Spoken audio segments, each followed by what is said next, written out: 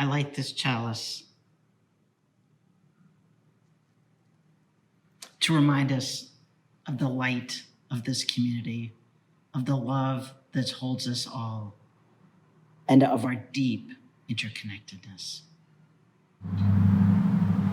Today's opening words are from a poem by Maya Angelou called A Brave and Startling Truth. I'm going to be reading an excerpt.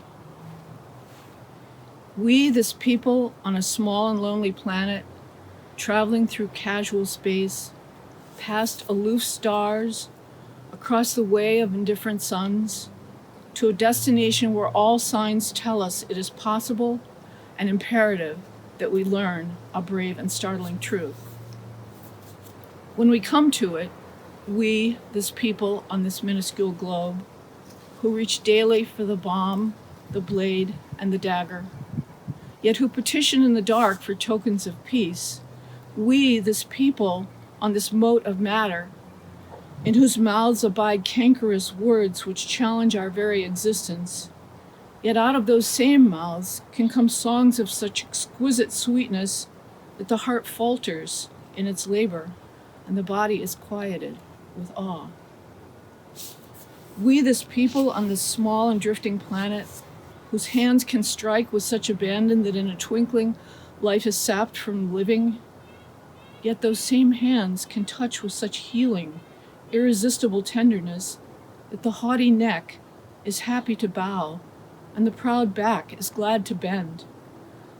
Out of such chaos, of such contradiction, we learn that we are neither devils nor divines. When we come to it, we, this people, on the wayward floating body created on this earth, of this earth, have the power to fashion for this earth a climate where every man and every woman can live freely without sanctimonious piety, without crippling fear. When we come to it, we must confess that we are the possible, we are the miraculous, and we are the true wonder of the world.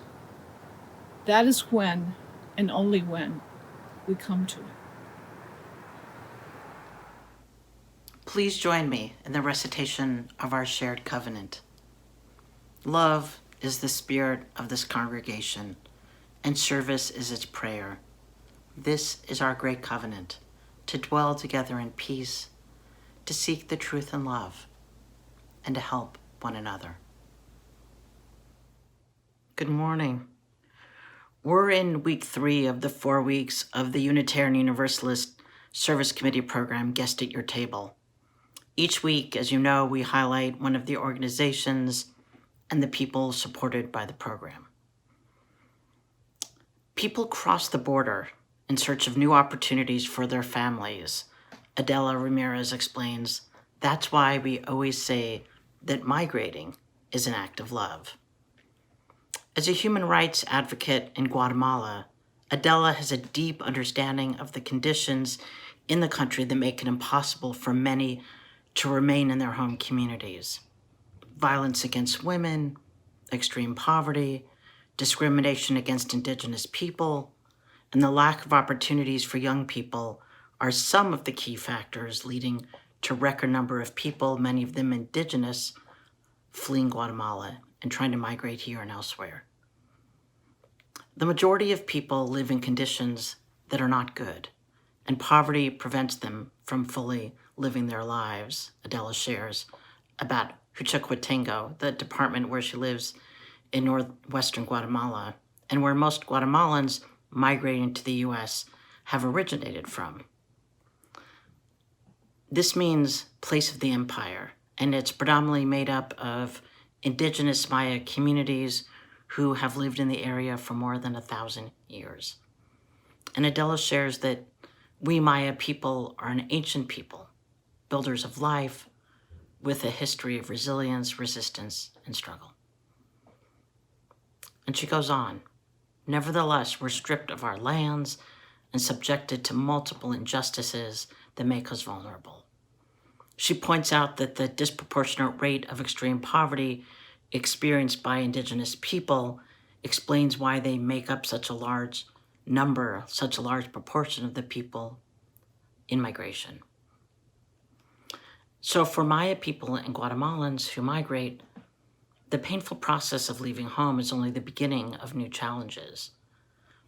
When we're forced to leave our communities, we leave everything behind that is known to face an unknown future, Adele goes on. In a way, family is broken. We face many risks, and many even lose their lives along the way. And as you well know, these challenges are compounded by the anti-immigrant sentiment and increasingly harsh immigration policies in the US and Mexico, which are narrowing the legal paths to asylum, rejecting very valid asylum claims, and targeting undocumented people who have lived in this country for many years.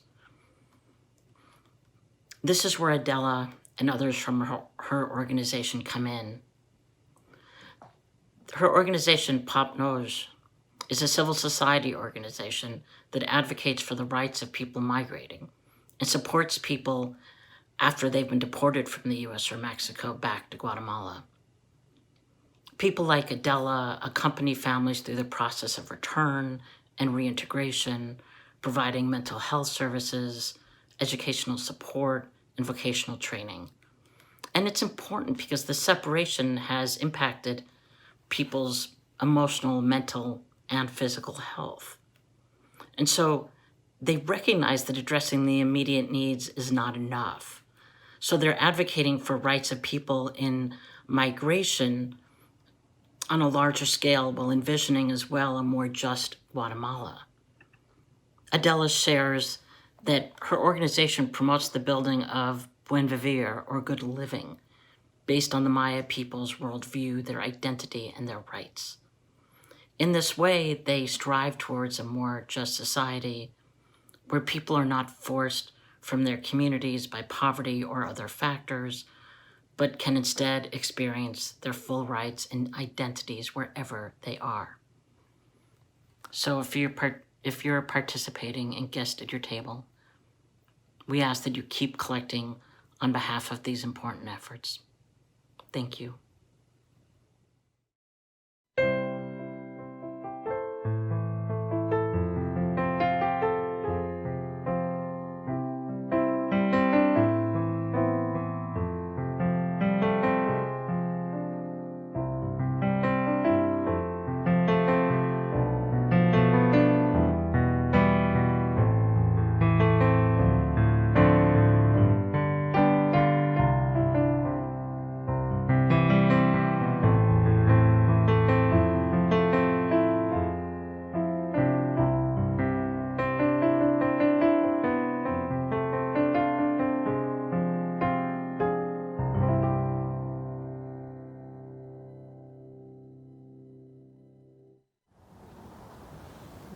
Our guest for today is Rhode Island storyteller Valerie Tutson, who has traveled the world with her stories, including special sojourns in South Africa and Bali.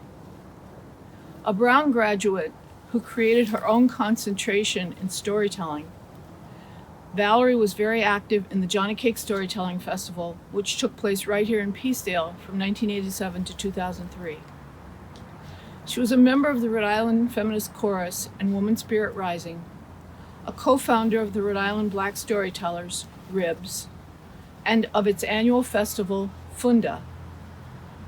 As many of you know, UUCSC has partnered with FUNDA 3 times in the past, and in this 23rd year of FUNDA, we are happy to welcome Valerie back.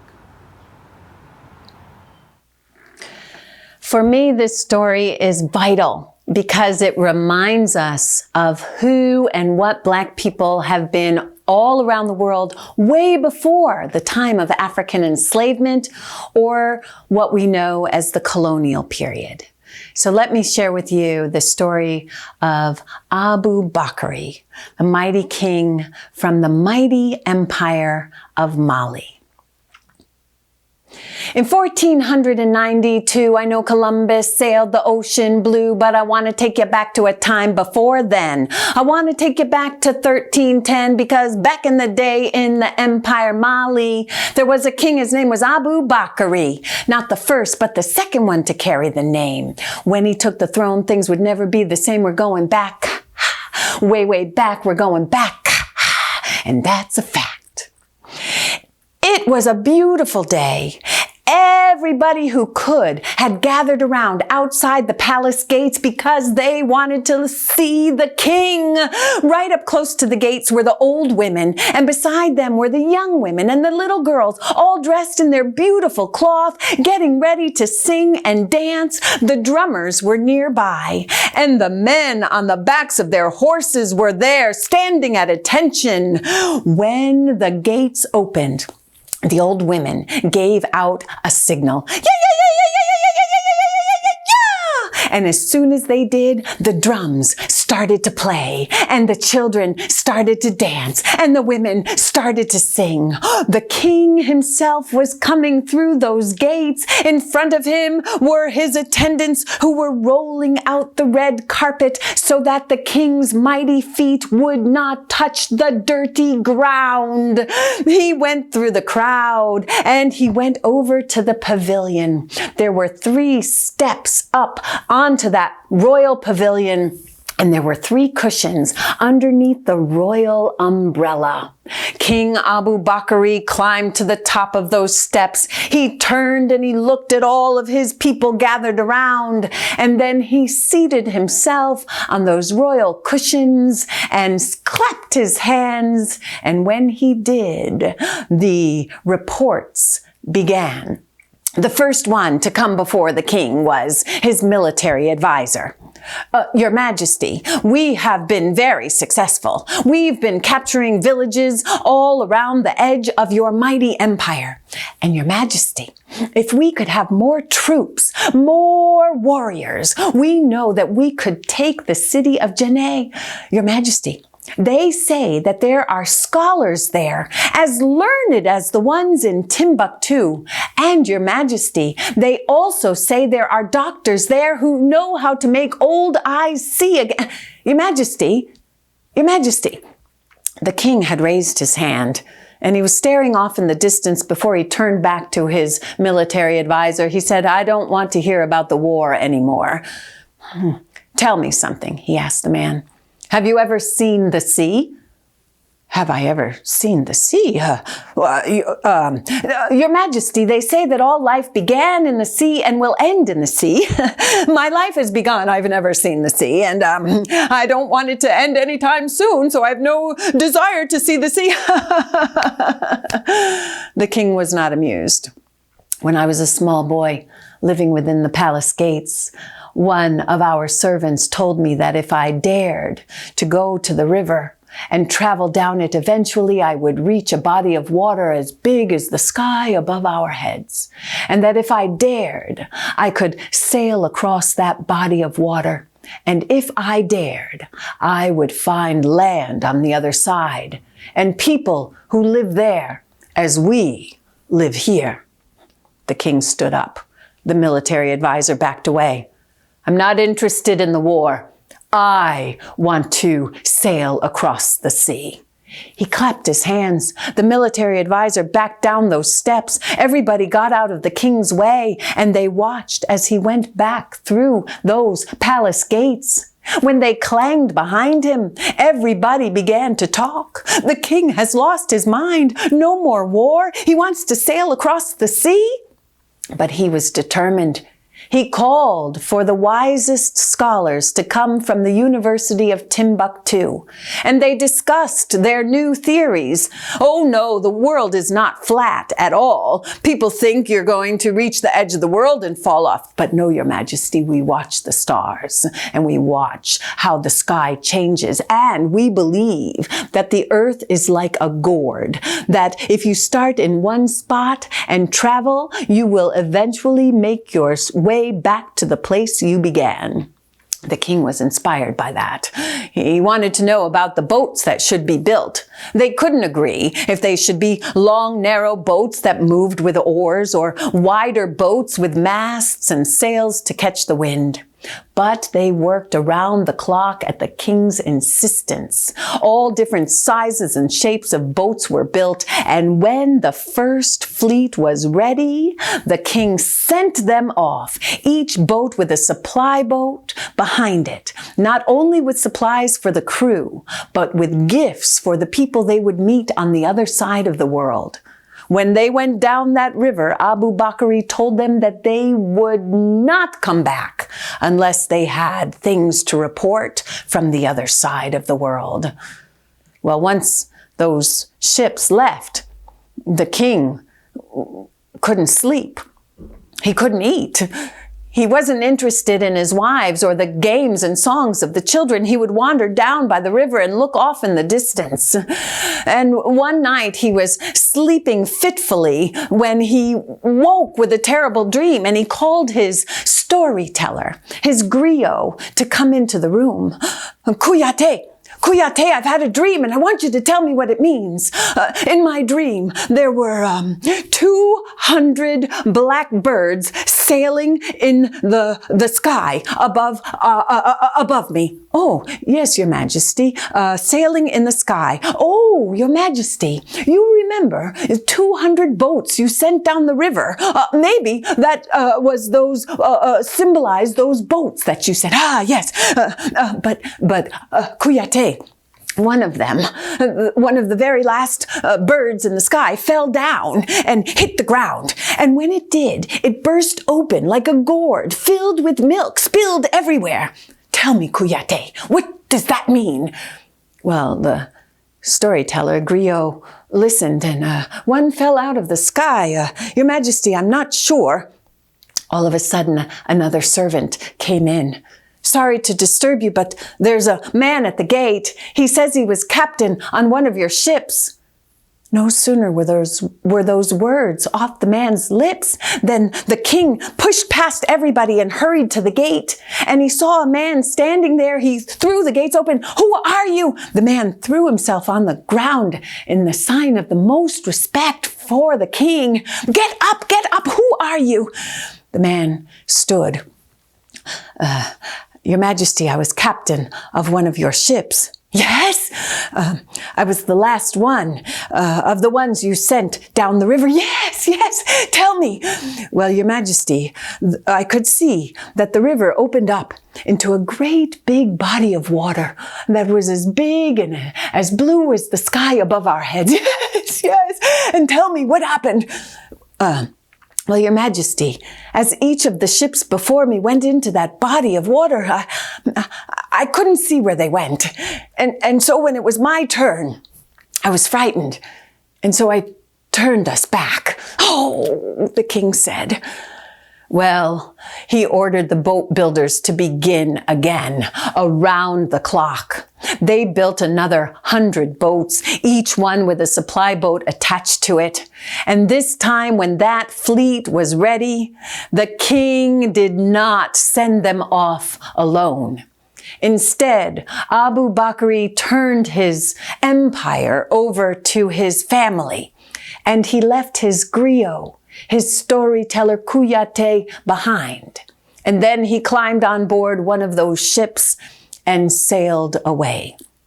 The people of Mali never saw him again. And so for a long time, their story ended with him sailing away. But as time passed and as stories across time and space have come together, they say in Central America that there were people whose ancestors were at the beach around 1311 when they were seeing boats come across the horizon. And when they looked, standing on the decks of one of the ships, they saw a black man dressed in white robes. And they thought it was their God coming across the water because that's what their stories had said. But now, as storytellers from both sides of the world compare their stories, they say, aha, perhaps it was Abubakari himself, or part of his fleet anyway, that made it across the water. And in fact, when Columbus arrived in the late 1400s, he recorded seeing Black people. He had Black people on the ships with him. He recorded seeing sculptures that looked like Africans. So, what do we say? 1492, I know Columbus sailed the ocean blue, but I want to take you back to a time before then. I want to take you back to 1310, because back in the day in the Empire Mali, there was a king. His name was Abubakari. Not the first, but the second one to carry the name. When he took the throne, things would never be the same. We go back. Way, way back, we go back. And that's a fact. A story from our history for you.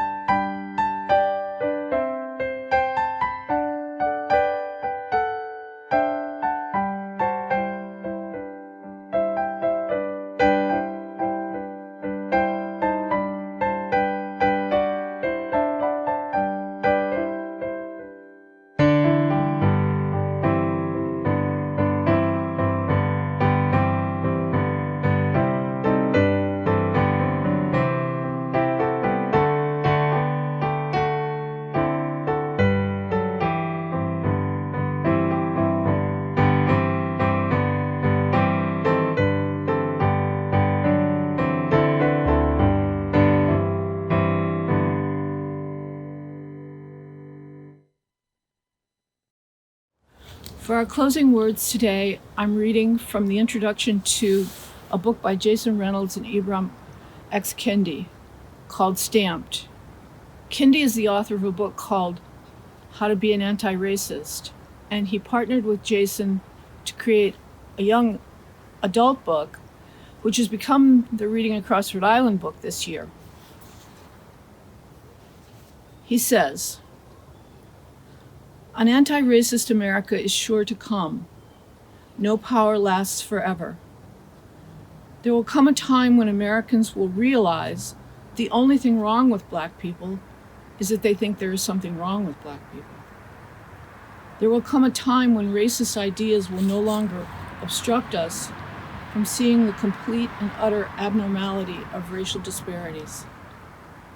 There will come a time when we will love humanity, when we will gain the courage to fight for an equitable society for our beloved humanity, knowing intelligently that when we fight for humanity, we are fighting for ourselves. There will come a time, maybe, just maybe, that time is now."